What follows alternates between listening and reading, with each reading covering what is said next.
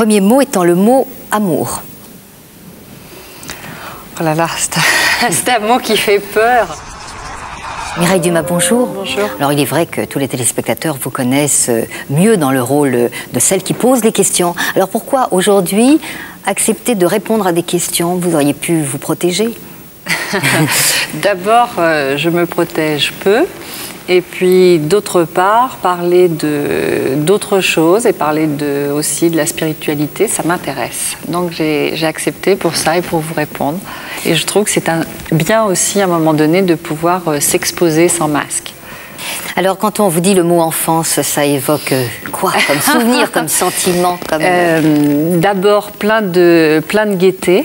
Énormément de gaieté, une cour d'école, voilà, et puis des moments formidables avec mes frères et sœurs. 6, vous étiez 6. Plus papa, maman et les grands-parents d'origine italienne. Et puis quelque chose, et puis des choses très tristes tout de suite après, qui sont des disparitions, des ruptures, disparition d'un père quand j'étais très jeune, à l'âge de 3 ans. Je m'en souviens à peine, et c'est très étrange, c'est que pendant un temps, quand on grandit, on se dit, enfin moi je me suis dit pendant très longtemps, ce n'est pas important, la disparition de ce père. C'est-à-dire j'avais une mère tellement, et j'ai une mère tellement présente, qui est très proche de moi, qui était tellement formidable, qui a tellement pris tous les rôles, à savoir le rôle de mère, d'institutrice, puisque j'ai vécu dans un village et c'est elle qui enseignait le rôle de père, puisqu'il n'y en avait plus, que j'ai pensé que ça n'avait pas d'importance qu'il soit parti. Ma mère avait comblé, avec mes frères et sœurs, toute cette absence. Et puis, plus on grandit, le temps passant, et à un moment donné, l'image de père et cette absence commencent à ressurgir. Il y a une recherche du père. Et il y a une quête, mais qui est interne,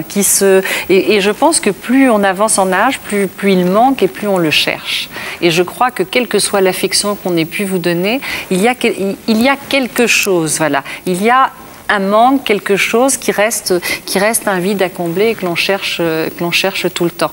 Voilà, donc ça a été des grands moments de bonheur et des moments de rupture. Il y a eu un déclic avec Peter Brook et le théâtre alors aussi, non? Oui, vous avez bien lu.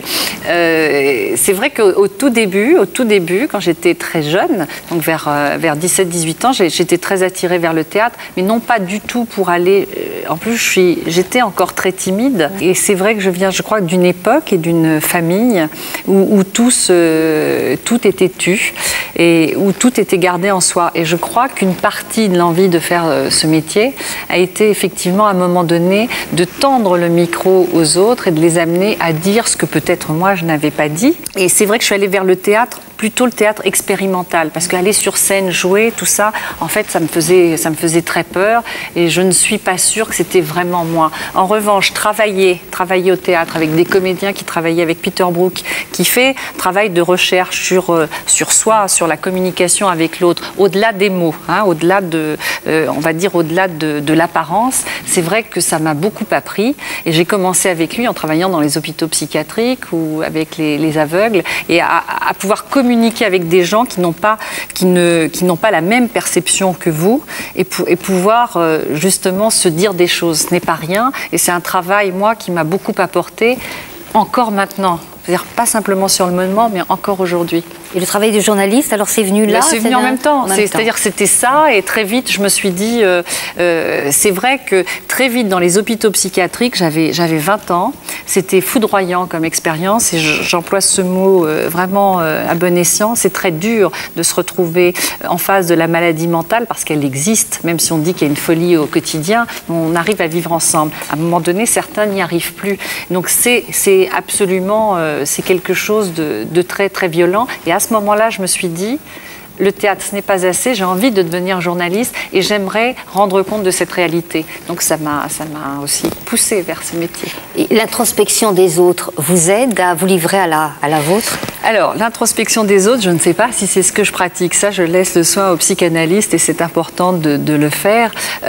Moi, ce qui m'intéresse, c'est l'échange. Alors, l'échange, il est effectivement côté privé, sur l'intime, il est côté public, c'est-à-dire tout ce qui peut décrire le champ social et comment s'inscrit un individu dans une société.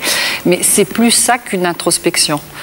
C'est important parce que moi, l'individu m'intéresse, bien sûr, dans son intimité profonde, avec toutes les questions qu'il peut se poser, mais aussi ce qui m'intéresse, c'est sa place dans la société par rapport aux autres et le regard des autres. Voilà, ce n'est pas un individu seul, comme ça, posé sur la terre. Il y a tous les autres autour. Et c'est ça qui est difficile, je vais dire aussi. Bien sûr qu'il y a les questions qu'on se pose soi-même. Ça, c'est difficile d'exister, mais c'est difficile aussi de pouvoir exister avec les autres.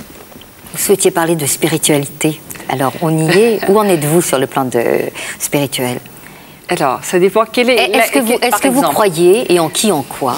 Alors, c'est une question à laquelle je n'ai toujours pas répondu. C'est une question évidemment, moi, enfin en tout cas, je dis évidemment, je ne sais pas, mais moi en particulier qui me préoccupe en permanence, qui est là en permanence. Je n'y ai pas répondu. Est-ce que Dieu existe? Si c'est la question, je ne sais pas. Je ne sais pas y répondre. Ce que je peux vous dire, en tout cas, c'est que si il existe, ma conception de Dieu, il est à l'intérieur déjà de nous-mêmes, à l'intérieur de nous-mêmes, et dans un mot que j'aime beaucoup, qui est le dépassement et la transcendance. Et ça, vous le ressentez, vous le vivez oui, beaucoup. Et je pense que notre expérience de vie, elle est quand même, enfin en tout cas pour moi, c'est sans arrêt d'essayer de dépasser, d'aller vers quelque chose de mieux ou de meilleur. Et ça serait ça avec je pense, le sentiment des autres, avec une espèce d'harmonie globale des choses. Alors, est-ce que Dieu est uniquement en soi? Est-ce qu'il est aussi en dehors de nous? Ça, je n'en sais rien. Pour moi, il est avant tout, en tout cas, dans l'homme, et dans cette foi dans l'homme, de pouvoir se dépasser. Ça serait ça, pour moi. Et l'incarnation telle que les chrétiens l'ont vécue, alors ce personnage, Jésus-Christ, son enseignement, ses paroles? Ça, pour moi, ce sont des questions aussi compliquées, pièges, parce que je vais essayer de répondre simplement, mais je pense qu'il a existé de tout temps des êtres merveilleux, de tout temps, des gens qui ont enseigné, des gens qui ont des sages, des gens qui ont appris des choses et qui les ont transmises. Il y en a toujours. Mais je ne peux pas. C'est compliqué pour moi de penser que Dieu se résume à une personne précise. Je pense que Dieu, c'est nous tous. Voilà, Dieu est en nous tous. Je ne suis pas sûre qu'une seule personne puisse incarner Dieu et se dire le Fils de l'homme. C'est plutôt ça que je dirais. Donc pour moi, Dieu, il est partout où il est nulle part. Et le sens de la vie pour vous? Le sens de la vie, il ne peut pas y avoir de vie sans donner de sens. C'est impossible. Je veux dire, je pense que sinon, c'est la folie. Et je crois qu'on a tous besoin, et c'est ce qui me semble essentiel, et parfois ce qui me meurtrit, c'est d'être en face justement je sais que c'est ce qu'il y a de plus compliqué, c'est de donner un sens aux choses. Mais s'il n'y a pas de sens, je crois c'est la porte ouverte au suicide, à la dépression, ou au n'importe quoi, ce qui arrive trop souvent en ce moment. Je pense que c'est important à un moment donné. Et ce sens, il n'est pas forcément... Alors on l'attend toujours, c'est ce qui est compliqué, des autres, de la société, de l'État, enfin peu importe, en tout cas que ça nous vienne de l'extérieur. Je crois qu'on doit d'abord le trouver en soi. Et c'est vrai que c'est difficile, c'est tout au long des années, et je pense que c'est ce que doivent nous donner nos parents. Je pense que c'est ce qu'ils peuvent nous donner de mieux, pour nous accompagner dans la vie. Nous accueillons maintenant Jean-Luc Mouton, qui depuis 1995 est directeur de l'hebdomadaire protestant Réforme. Alors, il est originaire de Nîmes. Il a été entre autres responsable des scouts protestants, c'est-à-dire de l'Union des éclaireurs de France. Et après une longue halte en Alsace, bonjour. Vous avez été successivement aumônier universitaire.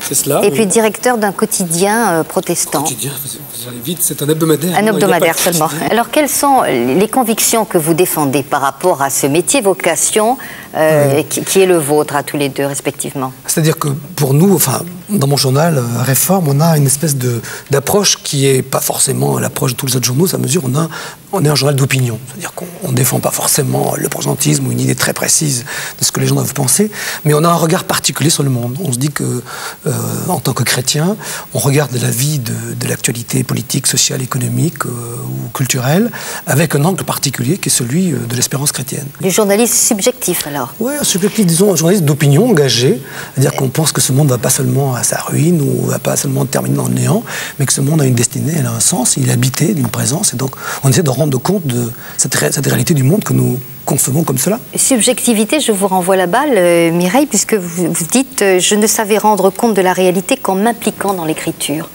Oui, ça c'est lorsque j'étais journaliste de presse écrite, mais je crois que je continue d'ailleurs à le faire dans le journalisme que je pratique, parce que je pense que c'est très très compliqué de revendiquer l'objectivité journalistique. Alors bon, je sais que pour l'information, on se doit d'être en retrait.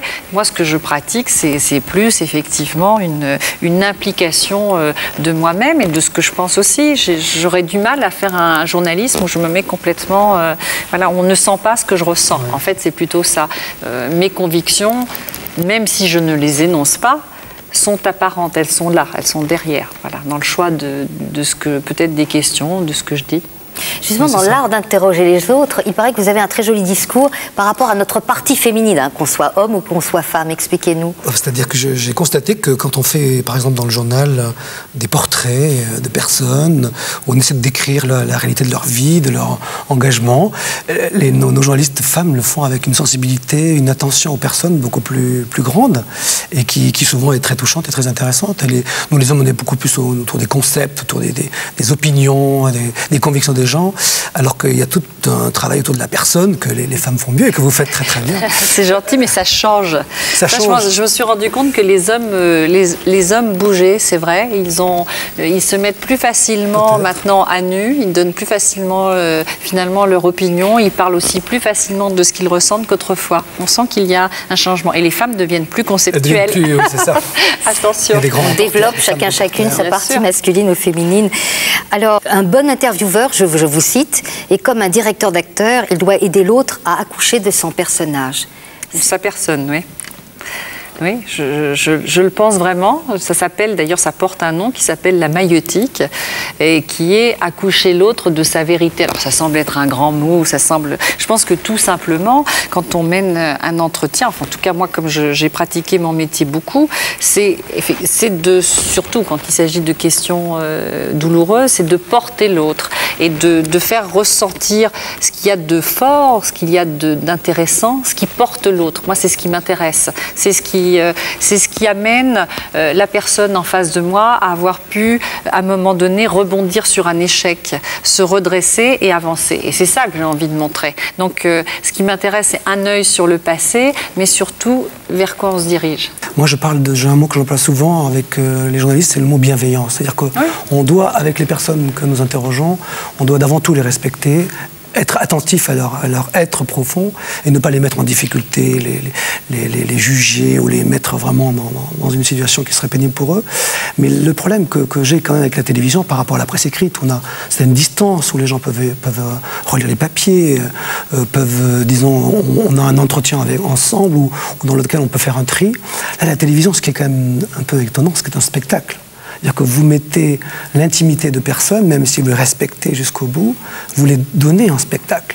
Et là, c'est troublant quand même, ça. Cette manière de parler de l'intime, et de parler de l'intime, finalement, devant des millions de personnes. Une espèce de dévoilement de la personne. Vous avez raison, qui est un peu inquiétante. Oui, non, mais c'est vrai que vous avez raison, que c'est tout le paradoxe, d'ailleurs, de la télévision. Oui. C'est que... Enfin, moi, c'est vrai que j'ai changé. Donc, ce que vous dites se réfère, et même ce que je dis, se réfère plutôt à une époque passée, qui s'appelait Bal et Masque. On était vraiment sur l'intime. L'émission que je fais cette année, c'est justement... Elle est peu sur l'intime. Vie privée, vie publique est une émission de réflexion, justement, sur quelles sont les limites, jusqu'où on peut aller.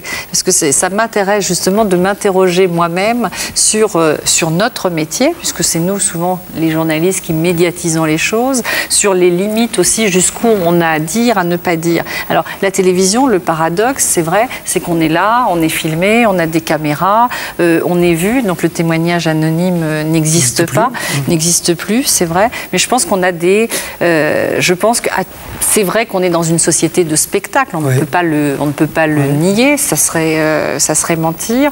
Pour autant, je pense qu'il y a des garde-fous.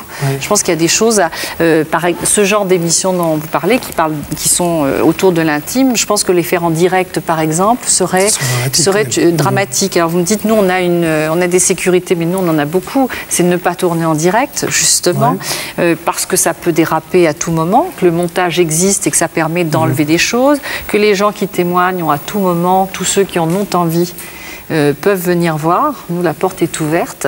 Donc si tout à coup quelque chose s'exprime qui doit être enlevé, peuvent l'enlever. Bien sûr. Toujours, ça c'est la règle d'or. Et puis surtout que les personnes qui viennent soient complètement, sont là en toute conscience de ce qui va être dit. Du secret. Moi j'ai l'impression qu'on est une société vraiment très impudique. D'ailleurs, ce n'est pas bon de tout dire. Hein. Moi, je ne suis pas. Attendez, qu'on soit tout à fait d'accord, parce que je crois que de temps en temps on dit on doit tout dire. Certainement pas. Moi, d'ailleurs, je le dis, je le répète. Je suis surtout pour la protection du jardin secret. Je ne suis pas du tout pour la transparence à tout prix de l'individu. Je pense que cette société vers laquelle on va, c'est une folie de vouloir tout rendre transparent, qu'on puisse lire à l'intérieur de nous-mêmes, pas du tout. La parole que je prône, on va dire de liberté, c'est une parole qui est au contraire ce sont des témoignages, des choses que l'on a envie de dire, parce que ça fait avancer, ça fait réfléchir, ça fait partager, mais en aucun cas c'est quelque chose qu'on va chercher à tout prix de l'autre, que l'on va sortir. À aucun cas, on ne va violenter l'autre. Je pense que c'est très, très important. Et je crois que le journaliste se doit de respecter surtout cela. Mais l'une des phases importantes de votre travail, c'est de nous révéler, de nous faire la démonstration qu'entre le normal, la normalité et puis la marginalité, ce ne sont pas des choses très, très séparées l'une de l'autre. Pour moi, c'est exactement la même chose. Je pense qu'on est tous en passe, entre guillemets, de devenir marginaux à tout moment de notre vie. Je pense qu'un divorce, un décès, je pense que tout à coup, la perte d'un travail et tout, on le voit aujourd'hui même pour les hommes politiques, tout à coup, on a l'impression que tout va bien, qu'on est sur la grande route avec tout le monde et on se retrouve balancé sur le petit sentier d'à côté. Je pense qu'à tout moment, on peut le devenir. Et c'est important d'avoir cette notion comme ça de précarité. Je crois que ça nous aide mieux à comprendre ceux qui sont dans les vraies marginalités de départ. Je pense à des gens qui sont malvoyants, à des gens qui sont différents et qui ne peuvent rien faire pour être comme les autres. Enfin, en tout cas, avoir le sentiment d'être sur cette grande route où tout le monde est pareil. C'est un leurre. De toute façon, on n'est pas il n'y a que des marginaux en puissance. Moi, ça me plaît bien, votre démarche, et je dirais même dans l'autre sens aussi, dans la mesure où les histoires ne sont pas figées. Les histoires ne sont pas figées. Quelqu'un qui part avec un handicap, qui est marginal dans la société, qui peut très bien un jour s'en sortir, un jour changer de vie. Je crois que ça, c'est bien. C'est intéressant de souligner ça, que les histoires sont pas continues, sont pas figées, mais qu'elles peuvent se renouveler. Je crois que c'est une vision qui nous va tout à fait. C'est-à-dire que de ne pas enfermer les personnes, de ne pas enfermer les situations, mais de les donner toujours avec une espérance. Ça, c'est une vision que nous essayons, nous, en tout cas, de mettre en pratique. Je vous invite maintenant à réfléchir autour de quelques mots. Premier mot étant le mot amour. Oh là là, c'est un mot qui fait peur. Et alors, je reprends un peu ce que je vous ai dit tout à l'heure, mais qui me semble très important pour moi, c'est que je pense que le mot amour est trop galvaudé aujourd'hui. Il est employé un peu comme ça, tout le temps, en permanence. Les gens s'aiment. Moi, j'en ai marre d'entendre ça. On s'aime trop facilement. Oui, je trouve qu'on s'aime trop facilement, et c'est ce que je disais. C'est que moi, le mot d'amour, je l'ai jamais entendu de la part de ma mère. Elle ne m'a jamais dit je t'aime, jamais. Et je n'ai jamais douté un seul instant de l'amour de ma mère, parce qu'il était là, présent, et il ne s'exprimait pas. Voilà, et je pense que c'est très très important. Alors de là, après, je vous ai raconté, pas facile évidemment de parler, avoir envie que les autres le disent, mais pour autant, je trouve qu'il est galvaudé. C'est vrai, mais ça reste que c'est le mot le plus important de notre existence. Enfin, aimer et être aimé. Et moi, j'hésiterais peut-être plus sur l'idée d'être aimé. Est-ce qu'on n'a pas un peu de mal à accepter d'être aimé ? Je crois que c'est ce qui est le plus dur. C'est le plus dur. Et je pense que de se savoir aimer, et c'est un terme aussi qui est très présent dans l'Évangile, quoi, que Dieu aime le premier. Un mot qu'on a choisi pour vous, masque. Ah, masque. Vous savez, quelles sont les personnes qui me fascinent le plus? Ce sont les gens qui partent en retraite. Oui. Ce sont les gens qui vivent dans les couvents, qui vivent dans les monastères. Et ils me fascinent. Ils me fascinent parce que ce cheminement vers le dépouillement, tout le dépouillement, hein, pour moi, ce sont des gens qui sont dans un cheminement qui va jusqu'au bout et qui va dans la quête réelle de la vie. De la vérité de soi. Oui, bien sûr. Et donc, ils enlèvent des masques, ils se dépouillent au fur et à mesure. C'est peut-être pas la même chose. Oui, mais pour moi, c'est pareil. Ouais. Je ne dis pas, je ne serai jamais moniale. Je n'ai pas cette force-là. Je ne suis pas appelée comme une moniale. Mais voilà, ma fascination, elle est là. Et ce chemin de vérité qu'ils ont me trouble énormément. Je crois que le mot est exact, ça me trouble. Et bien maintenant, bas les masques pour parler de Dieu. Je dois répondre, qui est Dieu ? Alors, essayez. Moi, je veux bien. Mais la première chose que je dois dire, il faut avoir une grande humilité quand on parle de Dieu, c'est que chaque fois qu'on dit un mot sur Dieu, il est toujours au-delà. Et quand on dit quelque chose, on dit certainement une bêtise sur Dieu. Donc, moi, je me réfugie derrière ce que disait Luther, à savoir que Dieu est caché. Dans sa nature, dans son être profond, dans son essence, on ne sait pas qui il est. Par contre, ce que dit Luther et qui me va tout à fait, parce que je suis chrétien, c'est que la seule chose dont je puisse dire de Dieu avec un peu de sérieux, c'est de dire que ce Dieu, le seul qui me le révèle, c'est le visage du Christ sur la croix. Mireille Dumas. Je ne sais pas si je vais répondre à la question de Dieu, on en a parlé, mais le visage du Christ sur la croix, parce qu'effectivement, je trouve que le symbole du Christ sur la croix est un symbole certes unique, mais qui représente en tout cas, intimement, le parcours de nous tous et de tous les gens que je rencontre, quand même d'une certaine souffrance. Il faut avancer dans la vie pour devenir un homme, pour devenir une femme. Et ce n'est pas facile. En revanche, moi j'ai envie de vous dire, dans le même temps, et même si c'est un symbole qu'on ressent très fortement intimement, je trouve que la symbolique du Christ sur la croix est une symbolique un peu accablante aussi. En même temps qui fait peur, qui est aussi une vision de la vie assez terrible. Alors, elle est dans les deux sens. Elle est dans les deux sens. En même temps, elle est merveilleuse, elle représente quelque chose. En même temps, est-ce qu'elle représente vraiment l'espoir ? Oui, dans le sens où nos souffrances, l'endroit le plus ultime du mal, de la souffrance, Dieu l'a vécu sur la croix. C'est-à-dire que nous ne sommes pas seuls. La souffrance, je ne dis pas qu'elle a un sens à travers ça, mais dans la souffrance, nous sommes aussi accompagnés parce que le Christ l'a vécu aussi avant nous à la croix. Il y a le sens effectivement qui est lourd, qui est pesant. Il y a aussi cette idée que même ces lieux de souffrance ultimes, Dieu les a vécus avec nous, il a vécu déjà à la croix. Donc c'est pas une consolation, ça supprime pas la souffrance, mais la souffrance est aussi habitée de sa présence. Peut-être c'est ça un peu qui fait lever une espérance. Elle n'est pas vide, elle a quand même un sens parce qu'elle est habitée de l'intérieur, à cause de cette idée que le Christ a vécu la croix. J'aime bien, je dois vous dire, l'idée de Bouddha aussi, qui est un homme paisible, assis ou dormant, et qui vit sa vie avec sérénité. C'est vrai. L'image est aussi jolie. Oui. Elle est loin du vécu propre, pas la même du tout, mais je trouve qu'en revanche, elle porte peut-être plus l'espoir. Je ne sais pas, je peux vous suivre, mais je ne dirais pas tout à fait ça. Mais je ne suis pas bouddhiste du tout, mais je trouve que le Christ est très proche de ce qu'on vit, représente bien l'homme, mais pour autant, voilà, l'image d'un Bouddha est plus serein, est une vision plus sereine du monde, est une philosophie plus. Il y a un drame à la croix, c'est clair. Voilà, mais qui existe, je ne le nie pas, qui reflète bien ce qu'on vit. Mais il y a une espérance aussi. Alors, entre l'espérance et la patience du Christ et la sagesse de Bouddha, nous allons nous quitter. Merci à tous les deux d'avoir participé à cette émission. Pour ne rien manquer sur ma chaîne Ina Mireille Dumas, abonnez-vous et activez la cloche.